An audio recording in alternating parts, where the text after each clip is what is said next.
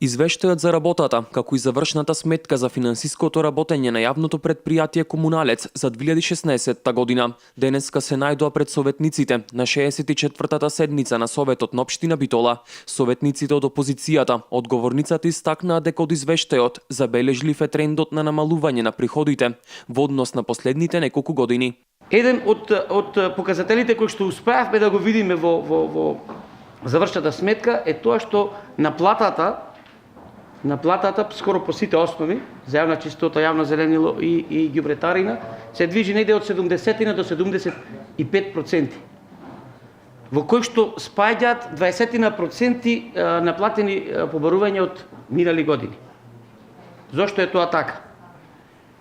Состојбата во државата на централно ниво е рефлектирана и на локално ниво. Ова сум го кажал повеќе пати и тоа е еден од проблемите. Директорот на ова јавно предпријатие Зоран Соклевски посочи дека намалените приходи се должат на префрлените донации кои доаѓаат на име на Општина Битола, како и на зголемениот број на неформални собирачи на отпад. Сметководствена политика е да се прави отпис. Тоест законот го дозволува каде доколку сето тоа може да се направи. Голем процент се должи на тоа. Голем процент се должи на делот од приходите во комунална хигиена, кој се приметите околу 600-700 илјади, точно на цифрата. Претходна година влегле во приход во ЈП Комуналец, донацијата на садови кои што ја добиваме од Пакомат од Скопје, ова година кажа ќе биде приход во Општина Битола, не во Комуналец. Значи тие приходи ги нема. Така што се должи на тоа и тоа не е нешто што нам страшно.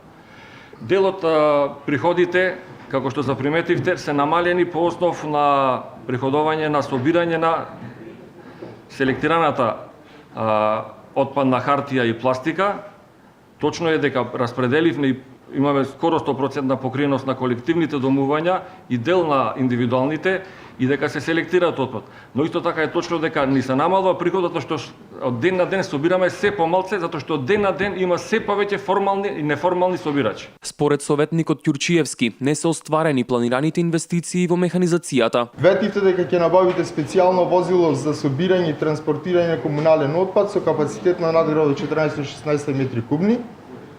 3 милиони денари требаше таа инвестиција да биде. И специјално возило без надграда, кој што требаше 1.800.000 да биде. Го остваривте само пајак возилото. Или преку бројки изразено, вашето ветување за 2016 беше дека во инвестициите за 2016 се планирани да се потрошат некаде околу 16 милиони денари. Иако не се остварени планираните инвестиции во однос на механизацијата, јавното предпријатие Комуналец располага со доволен број на механизација со која може да ја извршува својата дејност, истакна директорот Соклевски. Имаме дел од опрема кој што не влегува како основни средства се набавени, затоа така изгледа дека ние сме планирале голема сума на набавка на основни средства, а не сме го реализирале, а исто има и нешто што сме го планирале, не сме го планирале, па сме го реализирале. 2016, значи, опремата која што се набави за одржување на стадионот под Тумбе кафе, кошта околу 50.000 евра, тоа не беше планирано. Значи, ако тоа моравме да го купиме, заради X причини, не достигаа пари да се набави некое друго основно средство. Во текот на оваа седница, точките на дневниот ред посветени на јавното предпријатие Комуналец беа усвоени од страна на советниците.